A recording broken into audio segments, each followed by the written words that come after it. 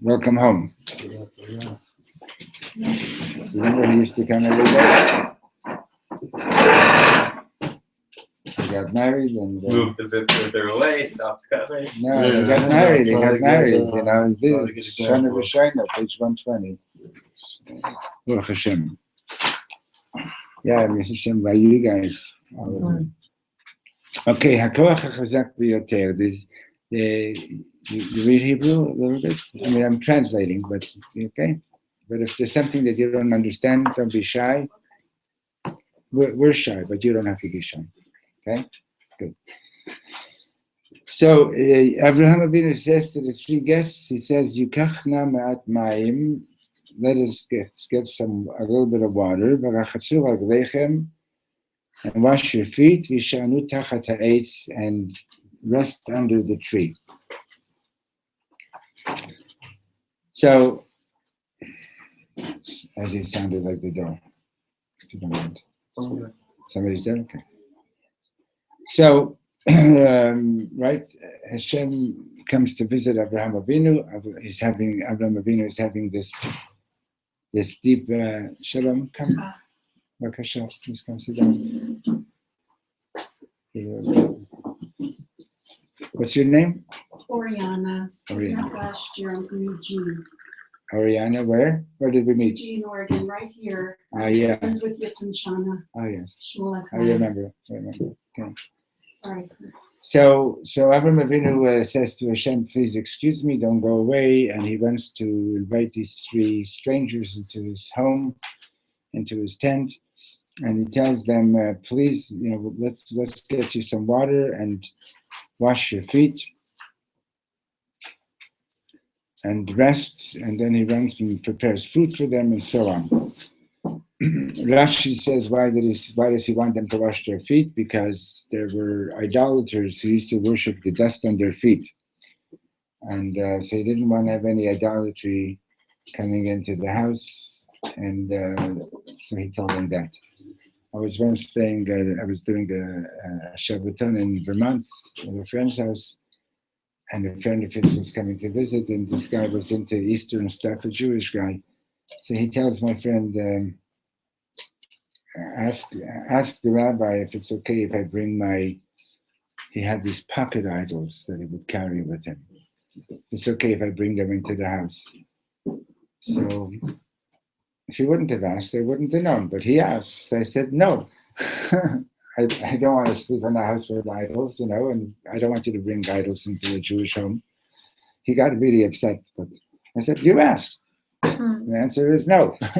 What do you mean idols in the modern time? What do you mean idols? Yeah, it's that he was using for Avodah Zarah, or something looked like Avodah Zarah? I never knew people did that. Yeah, some Yidden have gotten caught up in the East.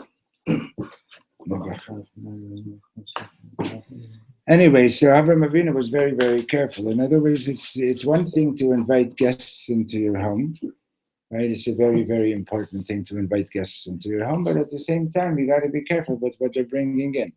You know, like if you know that chas v'sholem, if somebody's bringing in some kind of if somebody's bringing in something contagious, you wouldn't want to, you can't risk your family, Now, if you're on a very high level, the famous story about the Baal Shem Tov's father. The Baal Shem Tov's father had a big Hachnasat Rachim, and one day a whole group of beggars came, and one of them was so infested with welts on his body and wounds on his body and everything that the servants in the house wouldn't even go near him. And the story is that the Baal Shem Tov's father, Mamish, went personally and bathed this man and dressed every one of his wounds and so on. And then when he finished, the man said to him, "I bless you to have a son like me." And then they all disappeared before you can find out. And these were like some kind of angels or whatever that had come to his house. And then after that, the Baal Shem Tov was born.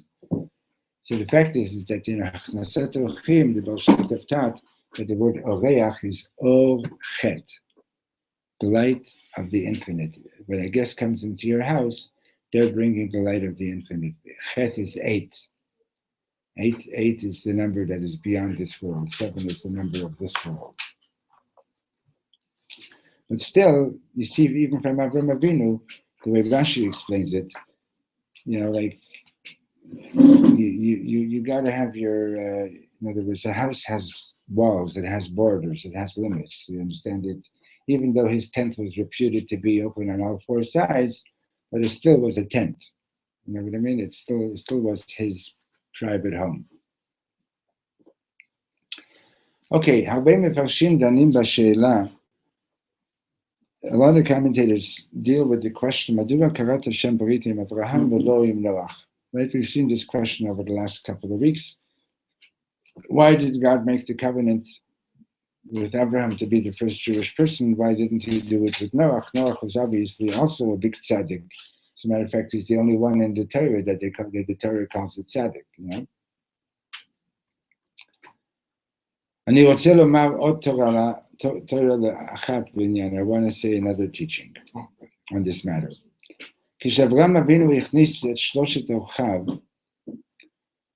When Avram Avinu brought the 3 guests into his home, and they looked like they were idolaters, and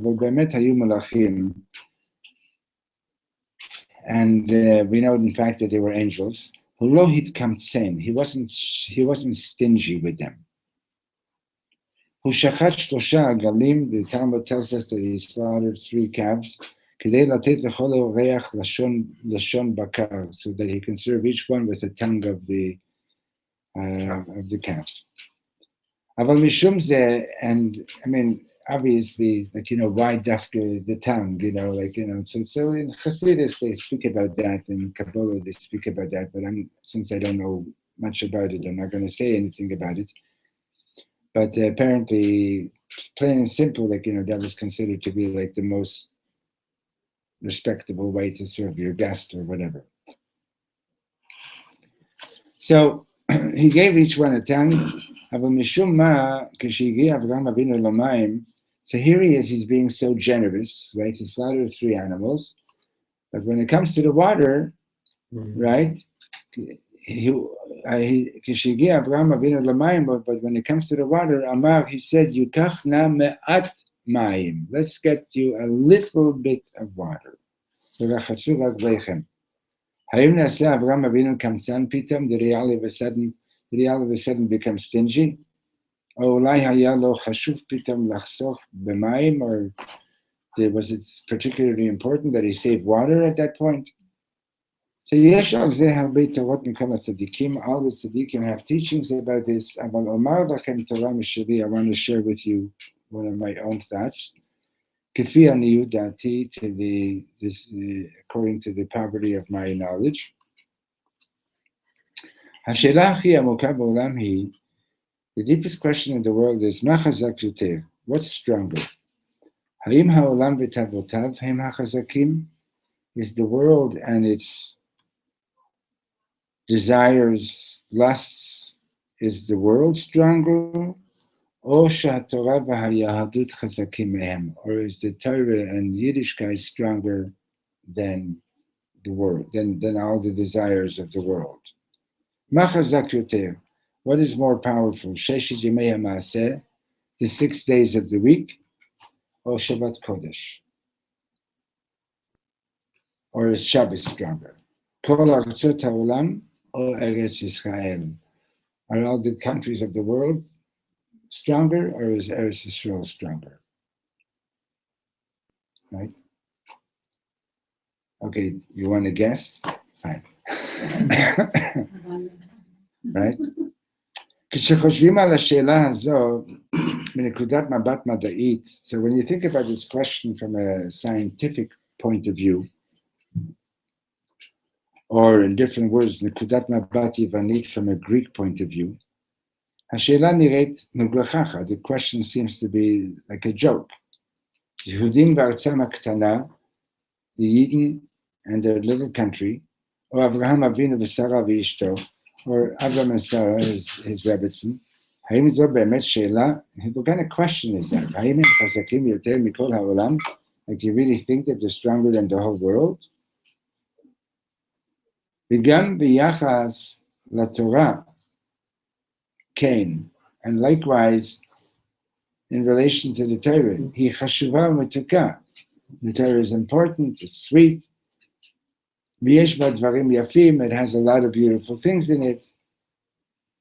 לפני שבוע קראתי בעיתון פרופסור ידוע, I read in the newspaper about a well-known professor שפרסם סיפור חסידי that he publicized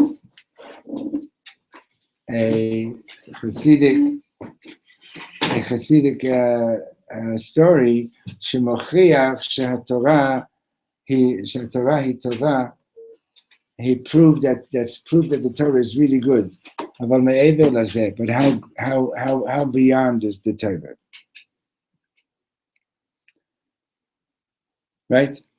By the way, a number of years ago, I read that they had reached a point where like 600 Nobel Prizes had been given out at that point, ever since the beginning of it.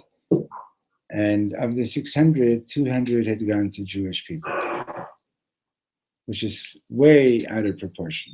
Because the Jewish people, proportionate to the population of the world, we are less than 3 people out of 1,000. Which means that out of the 600, maybe 2 should have, proportionately, maybe 2 should have gotten, and 200 of the 600 were Yidden, okay? Which, even though I'm on air, one of the things is, fact of the matter is, if you remember when you were in school, if there was like a particularly brilliant boy or girl in your class, they probably grew up having to deal with a lot of jealousy. There is an aspect of jealousy. That doesn't explain what's going on, but it's partly this whole business about boycott, baloney. Let me see them throw their cell phones into the river. Let me see them throw away all the medications that they're taking that were developed in Eretz Yisrael. It's pure anti-Semitism. They're talking, but not coming into action. There's pure anti-Semitism. It's a technique, Last night I was at the university, the Madei Teva, the natural sciences, paired together with the arts. And every other month they're doing a free concert at the Belgian House. Mm-hmm. And last night was the first. And they put out requests from students and 2 students and professors who wanted to perform. And the last classical and folk rock, the last person who did a like to show the show range. Tune since from 20 to 60s, and every composer was Jewish. Or the great shows like. Yeah. The thing is that we have a big responsibility to the world. That's the reality, okay? So, but never mind what others, like we ourselves, like, if you take a look at your own personal life and you just do a little tabulation of the 6 days of the week, right? How much of your energy, how much of your time is devoted to the mundane, to the worldly things, and how much of your time how much of my time, your time, my time, am I actually paying attention to my neshama? You know, that's a serious question. You know, at the end of the day, but when you're saying Kriyat Shema Lamita, and if you ask yourself, like, seriously, how much time did I spend with my neshama, and how much time did I spend running after whatever it is, important and not important things, but just plain worldly and so on. And the reality is that the neshama, right, we have a nefesh elokit, we have a nefesh bahamit, we have a divine soul and an animal soul, and the reality is that that the poor divine soul is in a state of exile within our material existence, within our animal soul, within our bodies. But the fact that I'm running after all these worldly things and devoting so much time to worldly matters doesn't mean that my neshama is weaker. It just means that I'm not giving it enough attention.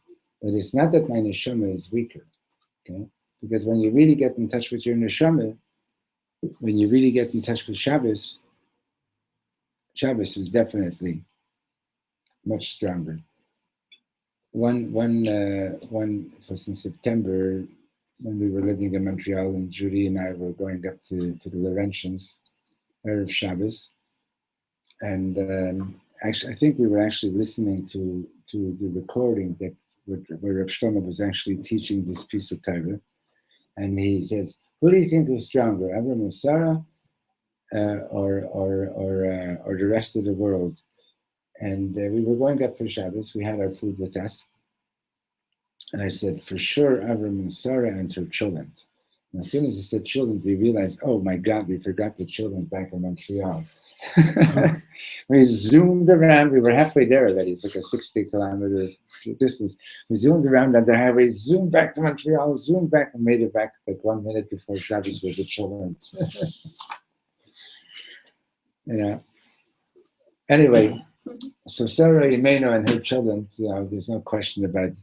In Montreal, I used to daven in the Stiebel, the December Stiebel, and the December Rebbe wasn't alive anymore, but December Rebbeson was like the real powerhouse there, and she had the best children in town. There was like, I mean, her children were so powerful. Like, the minion was in the basement of her house. The women had like one of these cutouts in the floor, like so they right over the secretariat, and every so often it was like a minion of Hungarian survivors. And they all had numbers on their arms, And every so often there would be like a big fight in the Besmedrish, which was because somebody would get like really, really upset because he didn't get a certain aliyah to the Torah. And it didn't make sense to me until one day I figured out that all these people were survivors, and anything that made them feel that they weren't being respected probably triggered all those times that they really weren't respected back during the war, So when there would be like a big argument, So she would run to the kitchen and lift the lid on the children pot, and you could literally see the fragrance of the children coming downstairs, wow. And everybody was like, Shabbos.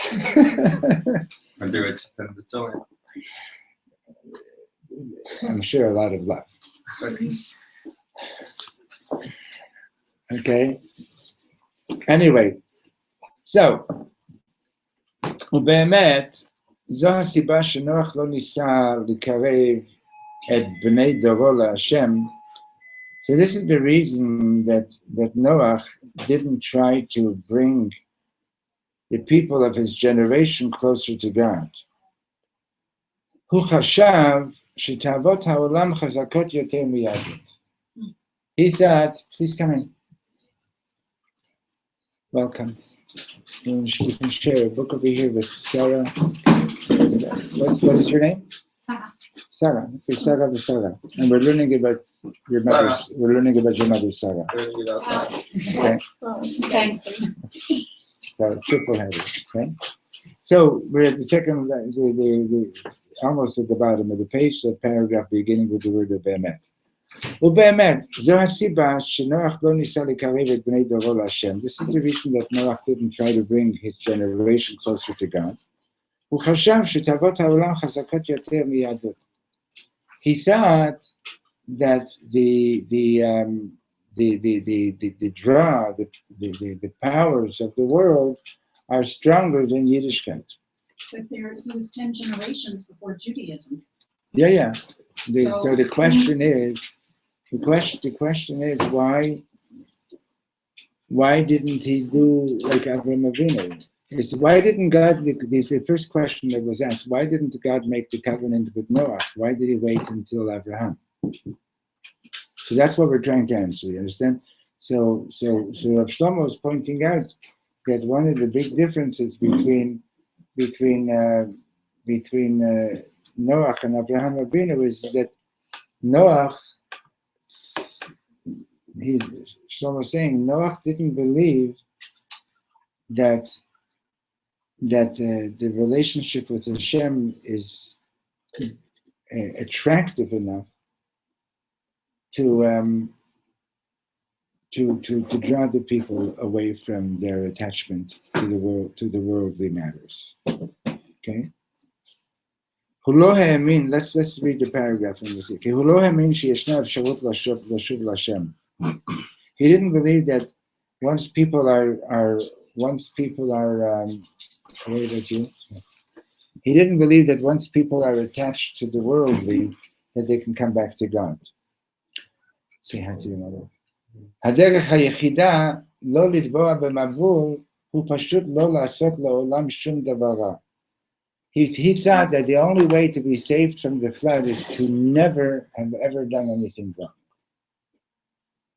מרגע הלידה עד יום המיטה, from the time you're born to the time that you die, אדם מוכרח להיות טהור, a person has to be pure. ואם חס ושלום הסתבכת בעולם, and if God forbid, you got a little bit messed up with the world, right? You got a little bit trapped into the world, אין דרך חזרה, there's no way back, כי התאוות חזקות מדי, because the תאוות, the lust power, is too strong. המשיכה חזקה מדי, the attraction is too strong. In other words, once you taste the forbidden fruit, you're never going to get extracted from it. Right? That's what Reb Shlomo was saying, that was Noach's mindset. Noach was thinking you can never get beyond that. למה נתן השם בן כמו יצחק דווקא עם אברהם אבינו ולא לנוח? Why did God give such a unique son like Yitzchak to dafke to Avraham Avinu and not to Noah? כשבאו המלאכים לאברהם, when the malachim came to Abraham, הם בישרו לו על סדום ועל יצחק. They informed him that Sodom was going to be destroyed, and they informed him that he's going to have a son, Yitzchak. אבל מה הקשר בין שתי הבשורות הללו? What's the connection between these two bits of information? התשובה פשוטה מאוד. The answer is very simple.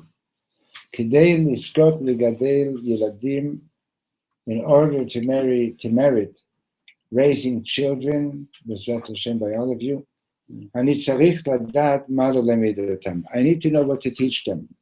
Page 121. האם אני מלמד אותם, do I teach them, נסו להיות יהודים, try to be Jews, אבל דעו לכם, but know, שהעולם הרבה יותר חזק מהיהדות, but know that the world is much stronger than Judaism. לכן עליכם להתרחק מהעולם, and therefore keep your distance from the world and the worldly. או שאני מלמד אותם, or do I teach them, העולם יפה כל כך, the world is so beautiful, העצים והפרחים נפלאים, the trees and the flowers are so amazing, התורה, השבת, ירושלים, and that the Torah, Shabbat, and Yerushalayim, him chazakim le'ein aroch, are infinitely powerful, infinitely more powerful, and le'ein aroch yoter mikol davar sheba'olam, that Shabbos, Yerushalayim, the Torah, is infinitely more powerful than anything in the world. Avraham Avinu amar LaHashem, Avraham Avinu said to God, Sdom hi gedola v'chazaka. Sdom is a very big and powerful city. Hi ha'ir ha'chi mushchetet ba'olam. It's the most corrupt city in the world. Ten li 50 admurim. Give me 50 tzaddikim, 50 rabbis. Ve'elech l'shem, and I'll go there. Ve'ahavoch et kol Sodom, et kol adam b'Sdom leBaal Shem Tov. I can turn the whole Sodom to be as holy as the Baal Shem Tov. And אני לא מפחד מסדום, I'm not afraid of Sdom. אני יודע שהתורה הרבה יותר חזקה מסדום. I know that the Torah is much more powerful than Sdom. Noach, לעומת זאת, but Noach on the other hand, האמין שהעולם חזק מהרבה מהתורה. He believed that the world is more powerful than the Torah. למרות שהיה צדיק, even though he was a tzaddik. It could be he was also right at that. הוא חשב שכשאדם מושחת, he believed that when a person is corrupt, שקוע בעולם, sunk into the worldly, אין לו דרך לצאת משם. And this is, Reb Shlomo, like he said, לפי הניוד דעתי, okay? His understanding. In other words, but even if you don't, like, even if you don't quite agree with him yet, I'll say yet, okay? If you're going to go and speak to a Jew about Shabbos and you're going to sound like, you been Anglit? Yes. Okay. So, and you're going to sound like, like, would you like to try Shabbos? Like, it's like just imagine you're selling. Maybe see tomorrow.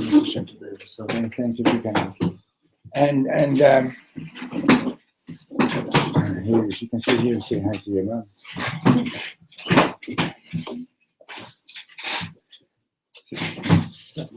Okay, good.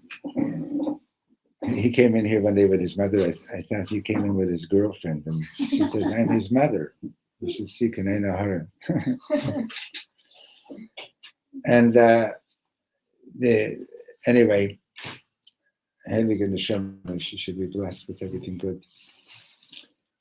So you're selling a product, like anything, even in the physical world, right? You're selling a product, and if the customer wants to know that you believe in this product that you're selling, right? If you're selling bread, if you're selling cake, if you're selling draperies, whatever it is, like a good salesman makes the customer feel like this is really something good, right? You want to go over. You want to put on tefillin. You want a woman to light Shabbos candles. You want you to come and learn some Torah. You have to believe that it's really worthwhile. If you yourself are learning Torah just because you were raised to do it, or because like olam haba, or whatever it is, he wants a plastic chair. It's not going to go. It's not going to fly. You know what I mean? It's not going to fly. So Noah, he's a tzaddik. He's look. Mitzvot was different. That's my. No, God said after Noah, the world. After Noah, the world got corrupt again. What? The whole mitzvot of the world, right? The reason God said I can't have a marvel anymore, was because the mitzvot of the world that Noah lived in was dim. So therefore, he had this concept. Maybe. Yeah. We're not because of we're any. We're not blaming Noah. Understand? The question isn't, Ish Tzaddik Tamim Haya B'Dorotav, right? Tzaddik Tamim Haya B'Dorotav. Yesh Torshim Oto D'Shevach, Yesh Torshim Oto D'Gnai. And then it's not that we're down on Noach.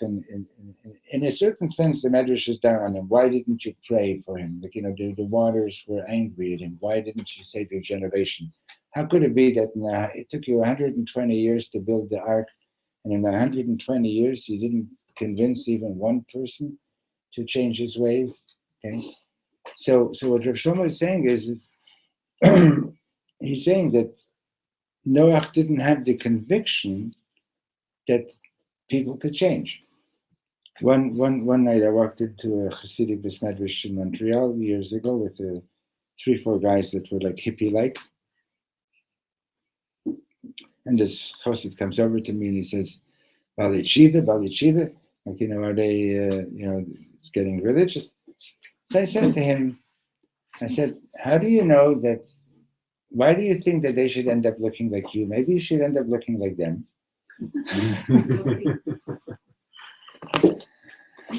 1 second, I just want to finish the story. So then he says to me, I would never let my daughter marry a Baal Tshuva. So I said, why not? So he says, because I don't believe that people can change. Wow. So I said to him, that you mean to tell me that if you would have been born in a non-religious family, you would never become religious? So he says, that's right. Understand? A lot of people, most of the world, doesn't believe that people can change. How do they say in French? Plus que ça change. Plus que c'est la même chose. Very good. For someone from Toronto, excellent. Right? The more things change, the more it's still the same. Yes, you wanted to say something. Yeah, sorry, I heard at the car last Shabbat, Rob Rosen gave on the Shabbat a bit of Torah about the Lech Lecha, the previous portion, and after there was at some point after Lech Lecha, Abraham was like, "But show me what's going to happen." And after that, after Brita B'Tarim and all of that, God says to him, "Titalech lefanai," not acharai, like with Noach and Tiye Tamim. So that same word is used, Is there, yeah. but it's different. God needed to lead Noach. Right. This is my perush, but he was giving Yeah, Abraham because of the belief in him. You lead, do what's right, and also not be attached. Right. That is the Medrash says that, like, Noach was like a child that he was walking, but Hashem had to hold his hand, and Abraham was more mature in that. Okay, so now we get back to the thing about water, right? So now here comes the deep lesson. Katuv, it says, Ein mayim ela Torah. The Talmud says that whenever we use whenever we speak about water, water is the metaphor for Torah. Why? Because just like water comes from a high place, goes down to a lower place, right? So too with the Torah, it's milmala lemata, is coming from above. It's Hashem's wisdom coming down to us in a way that we can ingest it. Okay? So we always have to remember that when we're learning Torah, we're actually learning God's wisdom. We're taking God's wisdom into our being. Okay? You also have the connection of Chaim, Torah Torah Chaim. Very good. Without water, you don't have life. Without Torah, you don't have life. Right. You can all connect to everything. You can also be thirsty for Torah. It's amazing. Right. All those who are thirsty, come and get some water. Right. It's a pasuk. Right? What? Was that the Mauritian able to do true? A certain place, no. I'm sure. Yeah. And it's you changed. Yeah. But you understand? Let's put it this way: if we're going to try to actually figure out, like, from the text, did we see that Noach doing tshuva or not? Or did he believe in it? Just given Reb Shlomo is going on the simple basis of he didn't get one person to change. How could that be? Like there were school trips, there were tour guides leading busloads of people to go and see this crazy guy building the ark, right? And for sure they interviewed him over the 120 years, like, why are you doing this, right? And for sure he was talking to the people, but how come he didn't have any? So what was missing? See, what Reb Shlomo is, he's really talking to us right now. You understand what he's trying to get across is that whatever you're doing in Yiddishkeit, there has to be a strong conviction that you really believe this is really chazak.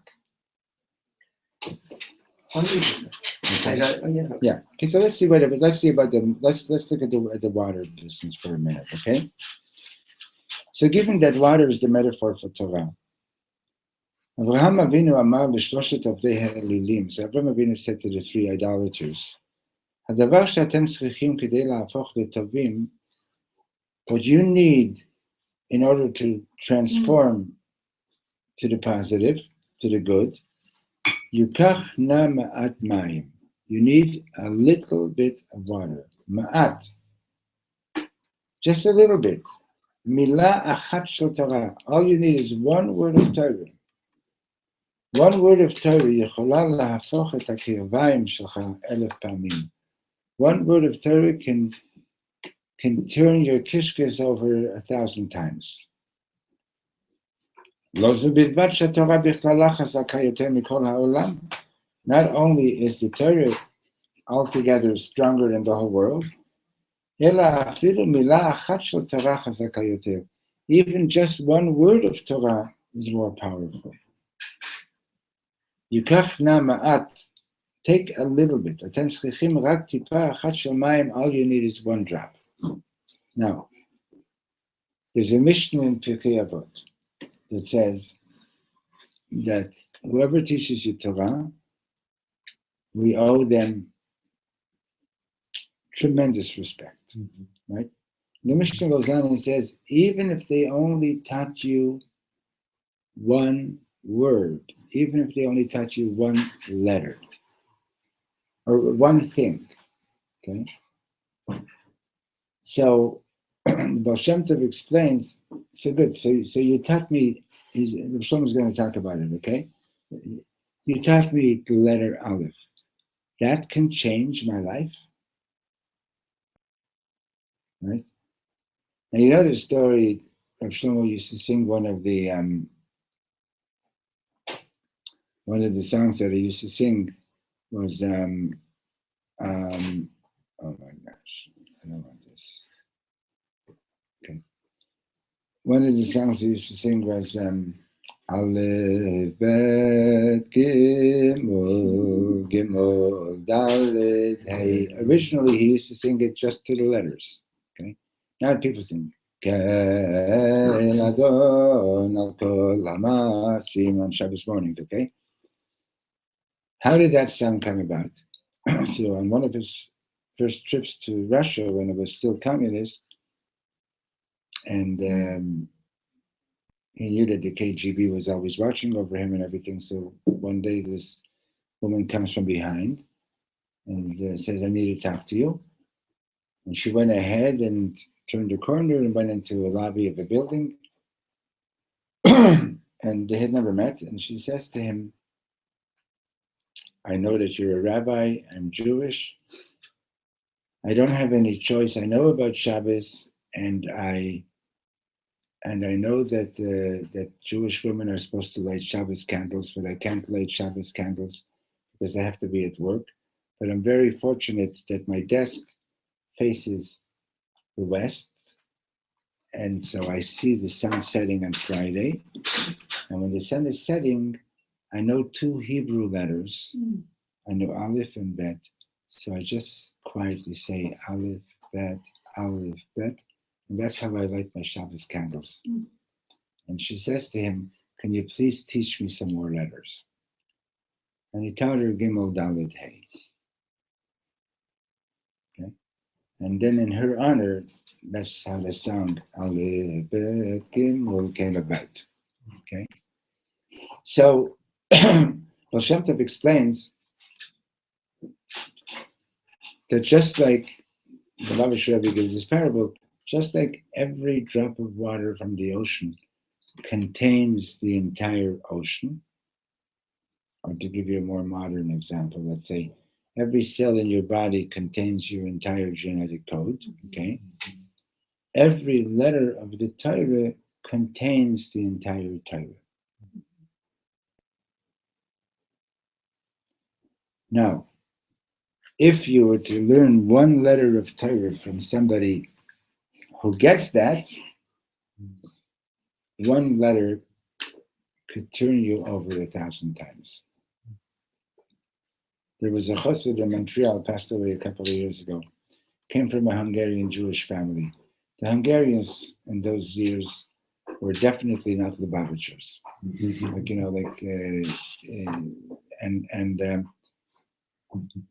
Now this man, he was a survivor of the Holocaust, okay, and he was during the years of the war, he was of the age that he would normally have been sitting and learning in a yeshiva. So he lost all those years of his life. He lost them, and he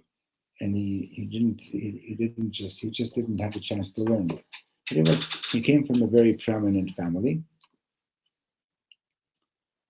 and I don't know what drove him to do this, but he felt that he needed a rebbe. So he went to New York, where there were a number of Hasidic rebbes, and being that he was from a prominent family, wherever he went, like they opened up the doors for him, like they really welcomed him and everything and so on. And he went also to Fabrengen at 770, and he comes back to Montreal, and he comes back to the Lubavitch. Mm-hmm. And the family wanted to know, ma pitom. They weren't Hasidim bichlal, but if you're going to go for a Hasidic Rebbe, there were Hungarian Rebbes, there were Rebbes from other countries. Lubavitch, Lubavitch back in the 50s was like literally a motley crew. It was a small group. They were not very well dressed. They weren't wealthy or anything like that. And if you remember, Lubavitch in Toronto had one little place there on Bathurst and in Edinburgh, right? Okay. It wasn't the way it is today, Chabad Gate or anything like that, right? So he said to them, he said he had all these questions about Yiddishkeit because of the Holocaust. And he says he went to the Fabrengen, and he didn't understand what the Rebbe was talking about. He didn't understand, but when he heard the Rebbe say, Vayomer Hashem el Moshe, all his doubts disappeared. Just from hearing the Rebbe say, Vayomer Hashem el Moshe. He said that was it. He had no more doubts about God.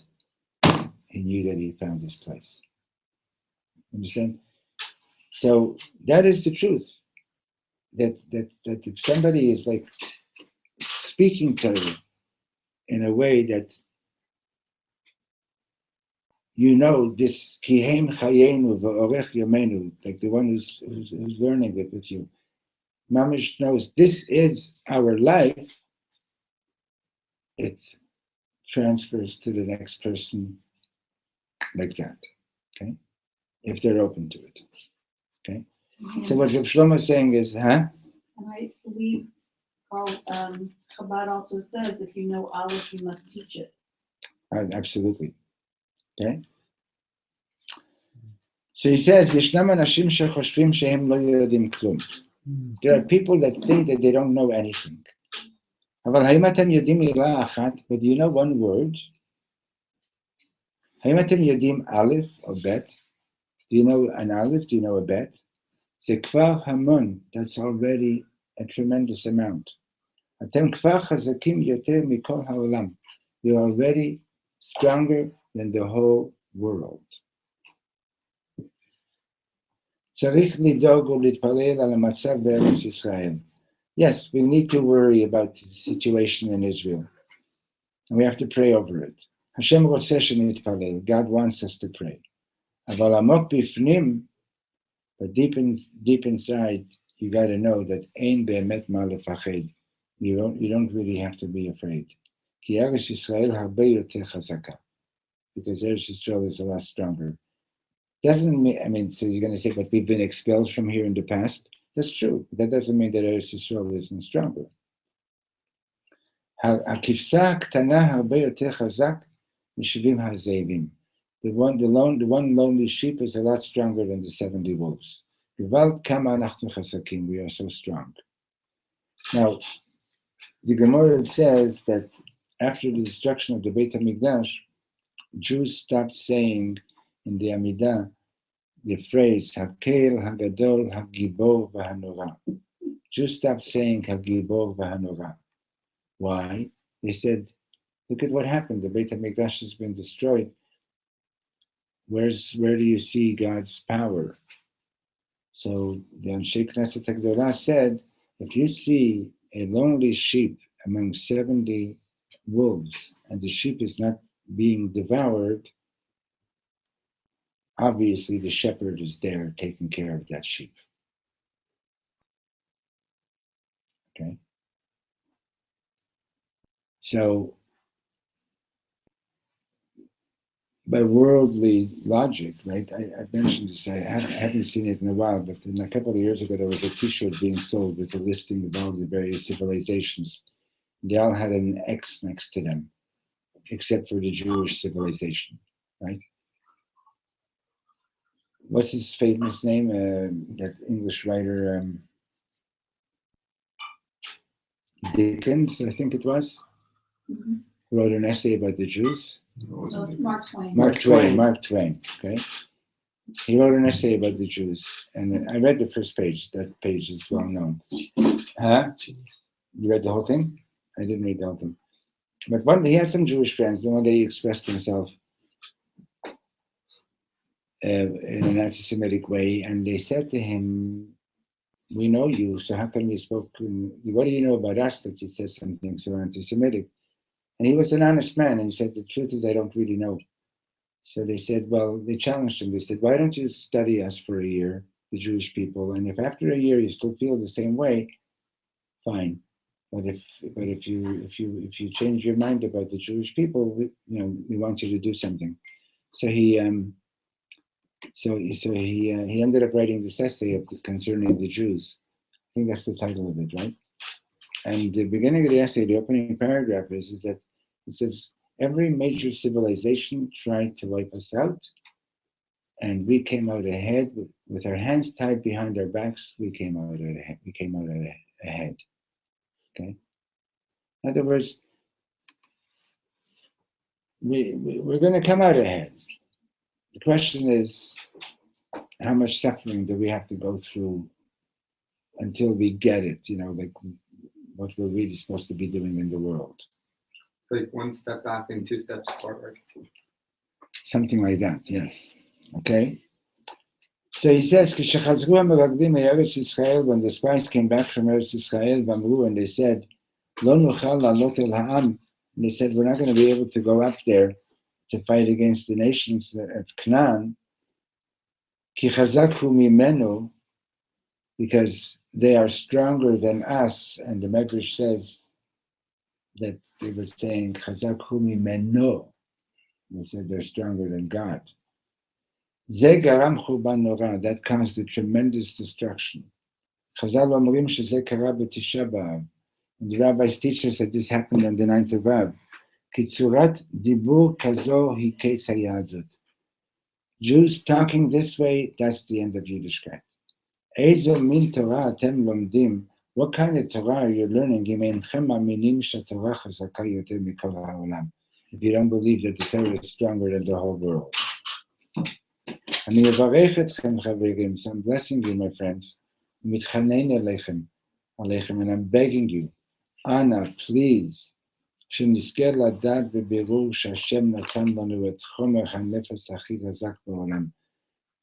remember that God gave us the most explosive The most powerful. powerful explosive in the world. את האנרגיה הגרעינית הכי גדולה. We have the most powerful nuclear energy. כי מילה אחת בתורה, because one word of Torah, או שבת אחת, or one Shabbos, הן הכוח החזק ביותר, that is the strongest power in the world. And that's how he's explaining the yukachna me'at mayim. It is one little bit of water can transform an idolater into being a good person, right? One good word. But we need teachers who can deliver that good word in the right way, right? It's it has to come with respect and with love and real and confidence and real concern for the person that you're talking to, right? It's not about, hey, excuse me, I want to tell you a word of Torah, like it's not like that, it's got to be like mamish with love and respect and confidence. The same way that somebody who's dying of thirst, you know that you got a glass of water in your hand, you know that this is really important. Give it to him. Okay. I've told you the story, but some of you don't know the story. And back in 1982, David Zeller, have you listened to any of his tapes yet? Really big meditator. Okay.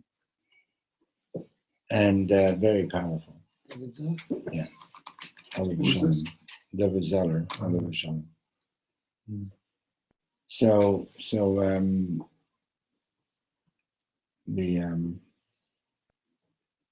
there was a big conference taking place in India. In what do they call Bombay today? Mumbai. It was organized by some Eastern religious group, a conference of world religions on peace. And the Swami who was in charge of organizing it was a Jewish woman, but she didn't invite any rabbis to come and present because she didn't think that we had anything to say about peace. Anyway, David Zeller, Oliver Shlomo, through his connections, managed to get an invitation for Reb Shlomo himself and Reb Zalman, and they were the only three that went on their own expense, So Zalman did something, and he did it. He did a meditation.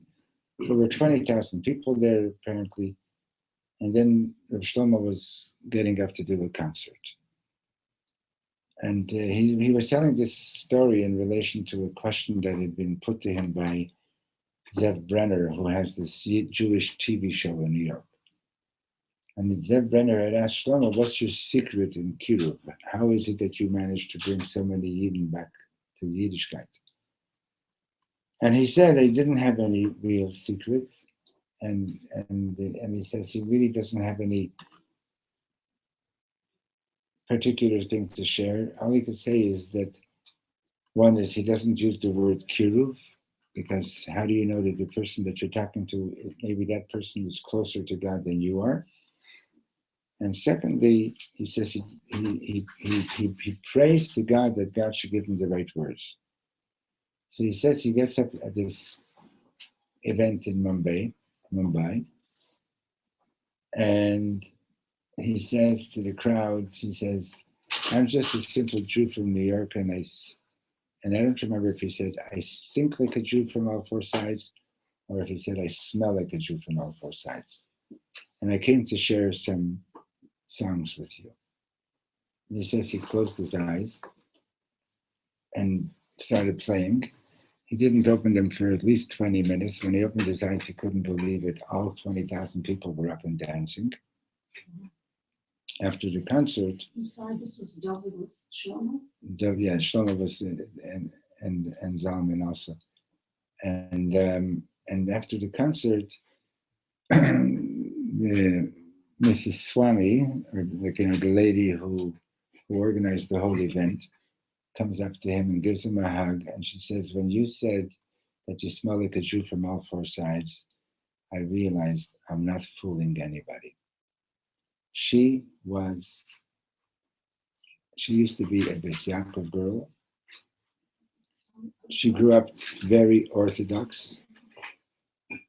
She now lives in Haranov. All her children are in the yeshiva world. I've met her, but I didn't know her. I mean, I happened to have met her. And a number of years ago, I was invited to be part of a panel on the whole topic of, kibbutz and outreach. They had addressed it, or the Lubavitcher, they invited, and I was there as one of the Shlomo students. And I told this story, and it happened to be that the moderator of that morning session, the chair of that panel, comes up to me afterwards and he says, "That story that you told, that's my wife." Oh my God.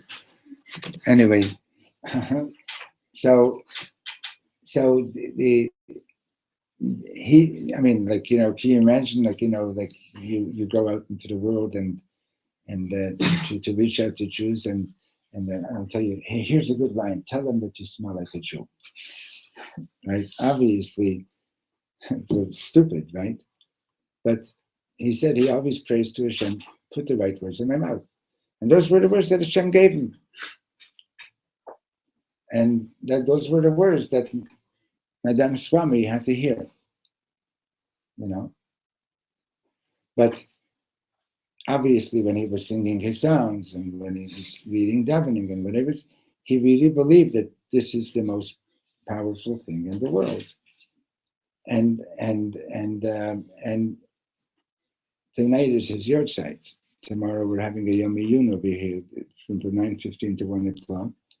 Raz is giving the shir and Mundawit, Simcha Achbam, Judy. And maybe I'll say a few words too. But so the fact of the matter is that I remember the first concert that I went to in my university days, that Shlomo was giving a concert at McGill University. You've heard of that place, right? Even being from Toronto. Yeah. You went to U of T? Of course. Okay. And I danced so much that night that the skin came off the bottoms of both of my feet. And I was wearing shoes. It wasn't like I was dancing barefoot. And the place was on fire. He almost used to bring heaven down to earth and bring everybody up to connect with Shemaim.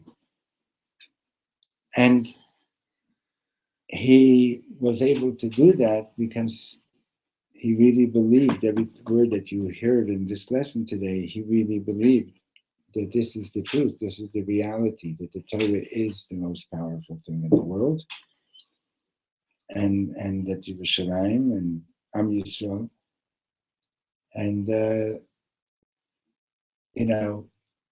to be proud doesn't mean that you're haughty. To be a proud Jew doesn't mean that you walk in the street thinking that I'm better than everybody. We have to be. We have to have the humility. We have to have we have to be humble before every person. Okay, but at the same time, you have to have that pride that I'm a Yid. I am a Jew, and I have what to be proud about. But proud doesn't mean looking down at other people. Reb Shlomo, and some of you already heard this, Reb Shlomo was interviewed on a German radio show one day when radio was very, very popular back in the 60s, and the interviewer says to him, "So you're a rabbi and you're a musician, you must be very rich." He ignored that. So then she says to him, Hitler Yamach said that the Aryans were the superior race, and you Jews say in your prayers, Asher Bachar Banu Mikol Hamim, that you're the chosen people. What's the difference between you? And Reb Shlomo answered. He said that he's Yimach Shemoy, that they're the superior race, and he felt that therefore he has the right to trample on whoever he wants. Mm. When we say we're the chosen people, we understand that our job is to make everyone else realize how special they are too. Okay, and that you can only do with we can only fulfill that role of Asher Bachar Banu if we have the proper humility to do it. But humility doesn't cancel out pride. You understand? There's no reason in the world that I should not stand up in front of the world and say, I'm proud to be a Jew, with whatever problems we have. I'm proud to be a Jew. And the world knows it. That's why everybody is watching what we're doing. 250,000 people have been murdered not so far away from here. Right? In the last 3-4 years. Do you see like, the world press over there? Do you see, I mean, just the number of reporters here from the world, from across the world, way outnumbers how many reporters you got hanging out in Syria or any of these places. Right? Because the world knows that we have a special purpose and function in the world, and they want to know that we're doing it. Okay. So we should all be blessed to be proud of who we are, and that includes, like Reb Shlomo was saying, Avram Avinu was convinced that if he would have a group of even 10 tzaddikim, he could transform Sodom. But they didn't even have that. Okay, so tomorrow, this class is not going to be taking place tomorrow. There's going to be four classes. 9:15 is going to be a monowit. 10 or 10:10 is going to be Julie and myself. 11 o'clock is going to be Raz Hartman, and 12:15 is going to be Simcha Achban. And then in the afternoon, many people are going up to Tahara Menuchot, to Shlomo's Kever. There's going to be a Tfilat Mincha there, and so on. Okay. Thank you for coming. Have a good Shabbos. We're not going to be here for Shabbos. We're going to Tkala for Shabbos. Not going to be on Sunday or You tomorrow.